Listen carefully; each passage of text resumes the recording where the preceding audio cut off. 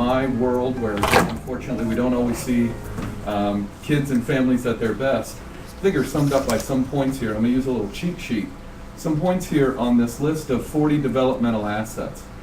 This being the byproduct of some research done by the Search Institute. I thank you and Informed Families for sending this to me. Phenomenal tool, great resource. I would highly recommend it. You can find it online at thesearchinstitute.org. You know, a couple things that this really hits home. First of all, balancing. We mentioned balance. You know, it is about balance. It's about balancing exposing your children to as many positive external influences as internal influences, meaning, as it says here, family support, caring teachers, involving them in service projects, things outside of the family and outside of the home are key indicators to positive, happy, healthy growth and development with children. So again, I'd recommend pulling up that list to take a closer look. And in internal assets, these internal conditions that we can control as parents, or I should say offer influence over. Control can sometimes take on a different connotation. But these internal influences, like how we teach our children what it means to care, and not only say it, but how we model it. That has a great impact on your ability to communicate with your child and thus have an influence over their positive behaviors. Teaching them what integrity actually means and knowing that they're watching you, right? And that it means doing the right thing even when no one's looking, and it means being consistent, that you're going to do what you're telling your children to do. And as I talk with my children about a lot, I share my experience of what it's been for me throughout my life, and it's a continual process, haven't reached the destination yet, of defining my own purpose and knowing what I'm here to do. And again, coming back to what works, the families that I meet with and the children that I see, even if they've come to us with some challenges, that are able to combat some of those negative peer influences, that are able to stay away from underage drinking, that are choosing not to use drugs, these are some examples of what those families are doing. And so really important to share, I think. I think it is too, and I think as you all were talking, that one of the things, a theme we used to have before was relax, relate, and release. You have to know when to release your child, and there is a whole difference between helicopter parenting and monitoring a behavior. You know, I'm going to a party and don't ask anybody about it or any of that, or we go to South Beach at 2 o'clock in the morning and that's the norm. Well, now folks, come on. You know, it's like the V8 thing. That's when you intervene. But you're not always hovering over them. But you have to know what the problems are and how you're going to solve it. I was thinking, and many of you know this, my husband was an airline captain, and I want you to think about when you get on an airplane, what do they tell you? They do the same message over and over until you get it, right? You could probably get up and do that message. It's an important message because it could save your life. So you have to sort of start to know what are the messages you're going to focus on with your child that is going to save their life. Now, I told someone, we had a funny experience here. One of our employees has done all the right thing. His kid went out and got a blue mohawk. You know what? In the big scheme of things, the employee was embarrassed, not the kid. The kid loved it. Is a blue mohawk going to kill you? No. Relax, relate, and release. That's not good. So he got into it and told him exactly that he needed to change that haircut. We took him back to the barber, and he came out, and he did. It was orange. So distortion is always going on. I think it's a dance. Right. And sense of humor. I see we really need a sense of humor, and the more stressed we get, the more we sometimes want to, and this employee was quite stressed. But if you could step back and see the sense of humor to this, you can relax and relate and release. So And those it's are difficult, important. and it's difficult, I think, to relax in our society today because we are accessible 24 hours a day. We're accessible via all the technology, and so what happens is when we do get a quiet time, everybody is doing just that, being quiet, and we miss opportunities with our children to have a conversation. And that's why it's very important in today's world to have a technology-free time and get to know and talk about, it could be anything, it could be the weather. I think your kids need to reconnect with you, and like I said, I've seen toddlers and babies already in front of a computer. It's a great babysitter, and you know that when they're behind a screen, you get to rest because of all the anxiety and stress you're going through in today's world. So I really encourage everybody to try to find some time, particularly at dinner time. I mean, how many times have we gone to a restaurant and all four or everybody in the family has their cell phones on and having conversations with everybody except each other. So it's a challenge to put it down. We are their role models. And going back to something that you had said in terms of all the advice that we're giving you, it's very easy to give advice, but you have to know your children, and every child is different. They mature differently. They have different ways of hearing information, and you're going to have to find different ways to reach different children. And also when it comes to giving them permission to go out as well, you know, just because they hit a certain age doesn't mean you give them the keys to a vehicle or give them more permission, depending on their maturation level. These are all, you know, different things that will help you navigate getting closer with your child, because you're going to give them the opportunities to do different things that when they're ready to do them. But in terms of the communication, sometimes just being with each other in a non-stimuli environment is going to be your foundation, I believe, before you begin to implement all the different techniques that you need. Yeah, that was well put, and I would echo that by saying, because you know what I take away from what you just said, that was great feedback, is and something that we tell parents, and it is easier to tell somebody or make the suggestion oftentimes, you know, easier than it is to put it in place in our own family. I admit that. Yes. But it's about meeting our kids where they're at. And you're absolutely right, Adriana, that each child is different, each family is different. All of us as human beings are uniquely different, more so with our kids. So I tell parents, and as we discussed yesterday, some might call it the power differential and how you overcome that. You know, I would call it not so much power, but influence. And I've spoken to and listened to a lot of parents, and their belief is, I need to do whatever I can to have my child meet me where I'm at, because my child needs to know where I'm at, where my rules are, my values are. And I get the intention behind that, but oftentimes, especially with kids, there can be a message lost between our intentions and our actions. So it's about meeting them where they're at. And that doesn't mean you have to go any further than 50%. Sometimes it does, though. We do have to go further beyond that. But it's acknowledging that our children have influence. And it's communicating as parents, as caregivers, as teachers, as educators, that we recognize that influence, because that's not a bad thing. Right. We already know they have influence. They have influence over each other. Mm-hmm. They have, and we know what a key driver to teen and young adult behavior peer influence is. So we know the influence is there.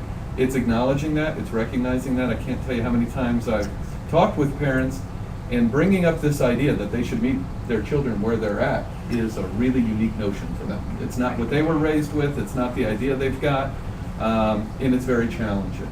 But as we give them some suggestions and we give them some tools to use and put it into practice, like, hey, you have a unique family, put some things in practice and try them out. It doesn't mean it has to work. If it doesn't work, try something else. But again, meeting your child where they're at means respecting and honoring their own value system that they're creating, which, yes, we want it to model ours, but it's saying, I know that you have the power to make your own decisions, and I want to help influence them to the extent that I'm responsible for doing that, but I also want to honor your place in this world, uniquely and separately, and that, more than the, you have to do what I say, I know what's best for you, and that's what matters. I'm the boss.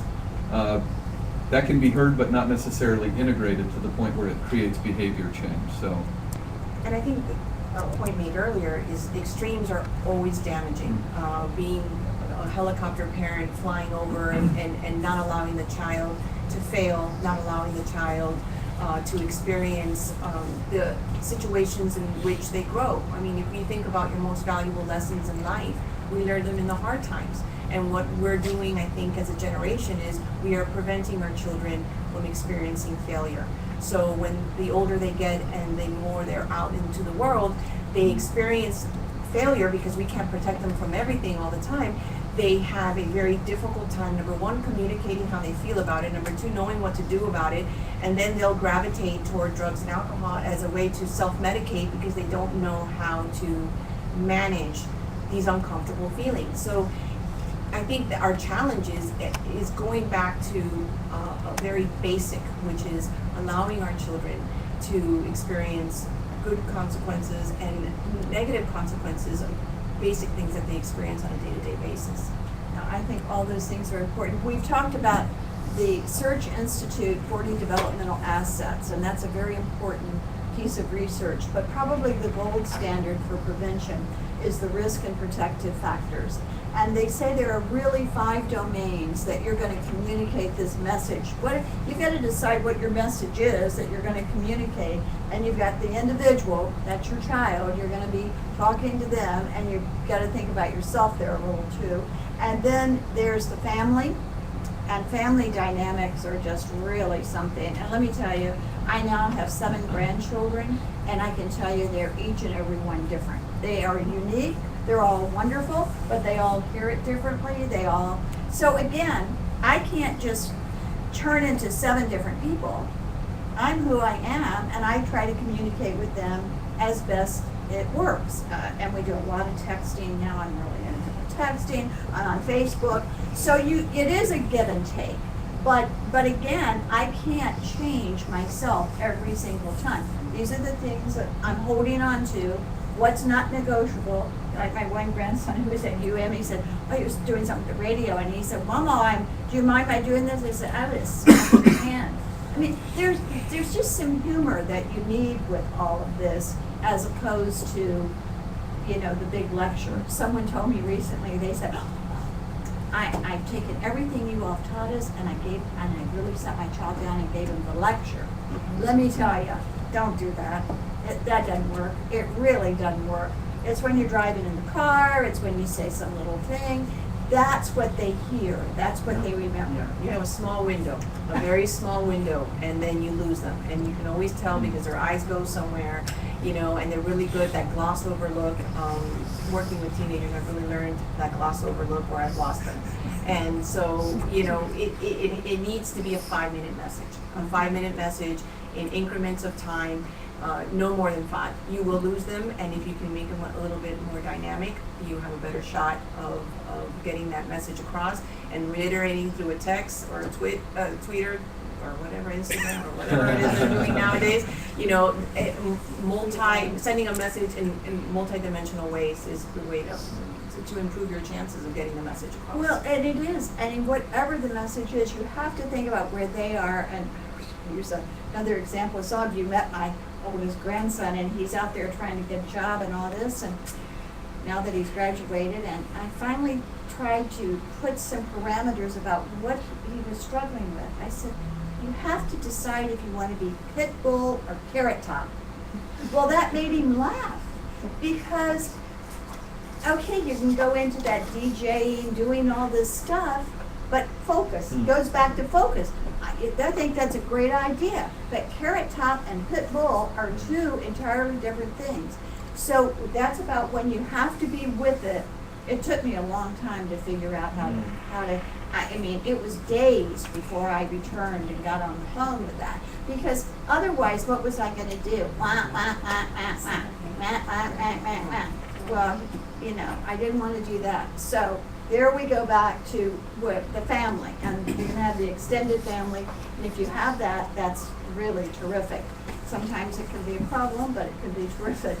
And then the schools. That's why we have such a close relationship with the schools. The schools have to be saying the same thing that we're saying. Talk about not communicating. What did I wake up to first thing this morning from our website? A really sort of angry email or text, I'm not sure how it got on there, about how could we possibly have done a message called Healthy Me is Drug-Free. That their child is autistic, they need drugs, this has created all kinds of problems for them, because of the drugs they have to take, et cetera, et cetera. The only thing I could say, and I want you all to remember Dale Carnegie, this goes back to our brains being compressed. Say 3 things nice before you say what it is you want to say. Thank you so much for letting us know of this problem. The theme was meant to be about illegal drugs or using drugs that are prescribed for another person. This is a wonderful opportunity for you to help us communicate with your son and your son's friends and the schools. Because we do need their help. We don't want the wrong message. And we're looking forward to her help. And so I think sometimes people get angry with us or whoever because that's a legitimate problem that she had. And the only way to solve the problem is for her to help us solve the problem. And I think that's the other thing about communication. You're not going to solve everybody's problems with just great communication. It's back and forth. It's back and forth. So we've posted that on whatever we posted it, and we're hoping that will help us. Because I don't think this one person who posted it is the only person who has that problem. It's a problem out there, and it helps us clarify. So that's schools. Yeah, and you mentioned a couple of things I'd like to build on that, Peggy. First of all, I've learned as a clinician of 20 years, there's a lot of positive energy that can come from anger. So we have families that come to us, we have kids that come to us, that are angry. There's energy in that, and where there's energy, some good can come from that, because when people are upset, when people are angry, it usually means they care about something. So I just wanted to say that. I love the example you just used of Dale Carnegie, and say 3 things positive. Say 3 positive things before you ask somebody what you want from them or need to tell them. What would happen if we used that model with our kids in our positions of influence, right? Whether that be in academics, whether that be as clinicians, as parents, and all the roles we play. What if we did that? I didn't really realize it until you just said that I almost unconsciously use that with my kids. I did with my son Kevin. He's 13 years old. He plays baseball, and he brought a challenge to me the other night. It wasn't a problem. There wasn't any anger, no negativity. But just reflecting for a few moments after you said that, I realized that in the car, and that's one of those few windows of opportunity I have, there's no phones, there's no radio. I have him sit up front with me so we can look at each other at red lights, that I said, "Thank you so much for telling me this. You didn't have to tell me, and you told me. I really appreciate that, period." Next sentence. When you and your sister tell me things like this, and you talk to your mom and I like this, it helps us trust you more. And when we can trust you more, you trust us more, and things are better. And whatever the third thing was I said, but then came the suggestion. So the hook was, and it wasn't superficial or artificial, it was, thanks. Here are the good things that are happening in this communication. Now, by the way, here's what you should do in that situation. So kudos to Dale Carnegie. Well, exactly. And the other lesson on that, because I think that, now kids are going to come to you with whatever they want to do at the worst possible time. Now, one of the things you need to do is say, this is not a good time. We will discuss this another time. But have you noticed that in this fast-paced world, and it's not just kids, we want the answer. I mean, it could be a complex thing, but we want the answer. We want the answer. And, and it's okay, because I think sometimes we think we're supposed to be perfect. And they'll, especially with teenagers, and I've learned this quickly, is that they'll take you to a dark place quickly. And they will bring out things in you that you never thought, or anger, and emotions that you never thought you'd have.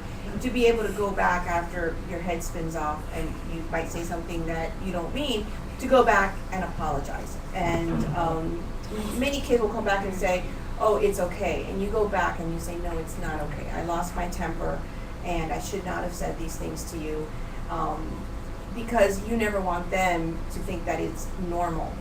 Because then they'll have a boyfriend or girlfriend one day that treat them like that, and they're used to that. So, you definitely, we want to preserve our pride many times, but pride gets in our way of doing many times what's right. So even when all this goes out the window because you're exhausted, because as a working parent, it's a lot of work, and there's just days that you're just not going to be on. And you're not going to be like these books tell you to do, or these websites, and all these pearls of wisdom will go out the door. don't be afraid to go back and revisit that exchange and just say you're sorry. I think that is such wonderful advice, because we all do that. And the other thing is, I don't want you to think perfect. Perfect doesn't exist. Finding the right solution, I said that, oh gosh, I hope nobody thinks they're gonna come here today and we're just gonna give them, do these 10 things and now you've got it in their head. No, it's the balance, it's the dance. And when I use the word dance, I like that word a lot, because you gotta know what the music is. There's a difference between doing a waltz and doing the tango. And when you're trying to communicate with your kids, you gotta know when to go to which beat with that. But keep it really simple about what you wanna communicate. And so what was that fifth domain? We did individual, we did family, we did peer, we did school, and community. I always think about that, community. Think about what our community is telling us about kids, or about life, or about what's expected. And it's sitting here in my seat, I get all these alerts about, and I'm sure you know this, crocodile, right? This is the newest drug, and there's 2 people who died in Arizona, and I should get this out to the whole network, and why aren't I doing that? Because I don't think that's gonna solve the drug problem. I want you to be in tune with your child so that they're getting the picture. And then I always think about my own mother, right? I mean, why has it gotten so complicated? I was born to an older family, and it was real simple. Don't put anything in your mouth that you don't know what it is. So we have, in some ways, gotten too much into negotiating. There are some simple rules. Don't do that. Now you don't always have to be saying, have you heard about bath salts? What about crocodile? Here comes Kool-Aid. I mean, we're driving ourselves crazy. But then I think looking into the reasons why they're gravitating toward those substances is very important as well. There's a lot of different reasons when I speak to the teenagers that I work with. You listen, and a lot of it is stress management. Or they're bored because parents are very busy. And again, we talked about that, the extreme, the overprotective parent and the non-existent parent. Those are the ones that at times can, these issues can be a little bit more pervasive. But I think that understanding why they need something to take them away, or what they perceive as being taken away from the current situation, is important. Oh, I thank you for bringing that up too. And this is, we work with Department of Juvenile Justice, and I want to say to you all again, we are not talking about poor neighborhoods. Juvenile justice is seeing an increase in affluent neighborhoods. Some of the stories have to do with the parents are in Europe. Children need you. They tell you when they're about 12 and 13, they don't. That's when they need you the most. So to deliver an effective message to them, you have to know what you're really hearing. It's natural for them to push away from you at that point. It is not natural for you to lay down or go to Europe and act like it doesn't exist. Yeah, and then the issue is when you have teenagers, you want to go far away. I'm not, that's the reality. You want to go far away, right. and you really shouldn't. It is a time where they need you. My husband and I joke around about empty nest, and we'll do all the traveling when they're done with high school, and we have all these trips planned after, God willing, giving us life and good health. But I think it is the time where you get a false sense of security. Well, they're so independent, I can leave them and they'll be okay. No, they're not okay. They act like they don't need you, but they really do. They really, really do. And that's what the kids will tell us. We've just completed a 2-year study with FSU on our Red Ribbon certified schools. And I think when I read through the paper, which is huge, the one that touched my heart was the young student from a Red Ribbon certified school who said, I feel safe. I feel like I belong and that I have someone to talk to. That's huge. I think we're so isolated that we do need to reinforce each other and to talk with each other. Boy, so true. And when you said safety and belongingness, as a trained clinician, we learned very early on about Maslow's hierarchy of needs.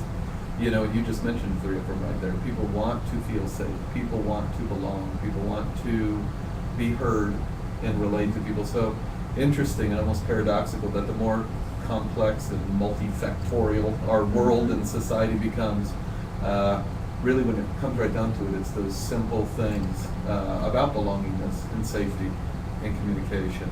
You know, one thing you mentioned a couple moments ago, Peggy, is setting limits. And you use the word boundaries. And one of the things that I tell parents is, and you're absolutely right, both of you have mentioned this, the importance that you do have to say what is. You do have to say what the rules are. And that's okay, and you can communicate those strongly and powerfully and intentionally.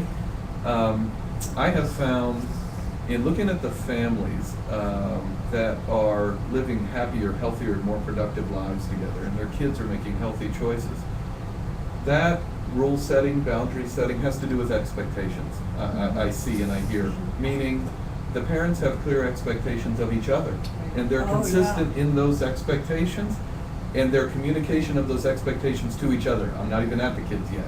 Yes. Because we know that our kids are watching what we're doing as parents with each other. The communication of those expectations then is going to have a natural, we hope, positive bleed over into how we, hopefully with no blood involved, how we communicate our expectations to our children. And you can do that clearly, and you can say what the rules are, and do that respectfully. And I tell parents, look, when you communicate your expectations of each other as parents and to your children, you're also giving them the time, the freedom, the space, the respect to let them communicate their expectations back to you. That doesn't mean that you're telling your children, whatever you tell me you expect of me, I'm going to do it. That's not what I said. It's let them share if you don't know where that gap is, you're just creating more room for more things to happen that they don't tell you about, and then you have room to worry. And so when we communicate those expectations with each other, I think that's just human nature, right? We're just better for it. And one last thing I tell parents is, after you've done that and you maintain that consistent communication, encourage yourselves as parents to think about where you need to adjust your expectations. Because oftentimes we'll focus on our expectations, we'll reflect on how they're working, we'll act on backing them up. But parents are often surprised to hear me say, well, you need to adjust your expectations sometimes. You need to know, where do you need to let it go? Where is that expectation that you have that he's going to text you every 5 minutes to let you know what he's doing might be unrealistic. So, you know, I tell them, focus, reflect, act, and adjust. And oftentimes it's more difficult to adjust to expectations for us parents than it is for kids. Right, right. You have to keep that end in mind. What does a healthy child look like? What are you really trying to get them? And sometimes you don't want to know. Even like sometimes I even have to admit this, with all these teenage grandchildren now, I was like, oh, I really could have done without hearing that, you know. But now I need to listen to my daughter and let them tell me, or my daughters, and they tell me the whole thing all the way through. But you know what? I've stopped trying to solve the problem, because I can't. I can listen, I can say, yes, that's what they do. Yes, that's really tough. Well, how are you going, you know, so it's trying to communicate that back. And there's something wonderful when all of us know this is normal. This is what teenagers do. This, and once you know that, and you have to keep telling yourself that, and we have to keep telling each other that, they are going to make you just pull your hair out. Yes. Want to go far away. It's almost not Yes, more a yes. normal teenager. There's no such thing. They are. It's if we remember into our own adolescence, what an awkward, difficult journey it is. Well, one of the things that I will tell you that we have for you, we always have more information than you can possibly use. We have the 40 developmental assets, which David had, and then we also have a risk and protective factor checklist, and you can get that from us. But again, I caution you to not get carried away with it. It's a checklist, you know, every child doesn't have everything. Don't get so focused on the problem. Think solution, not problem. Once you're always dealing in the problem, who wants to hear you? Nobody wants to hear more problems. What's the solution?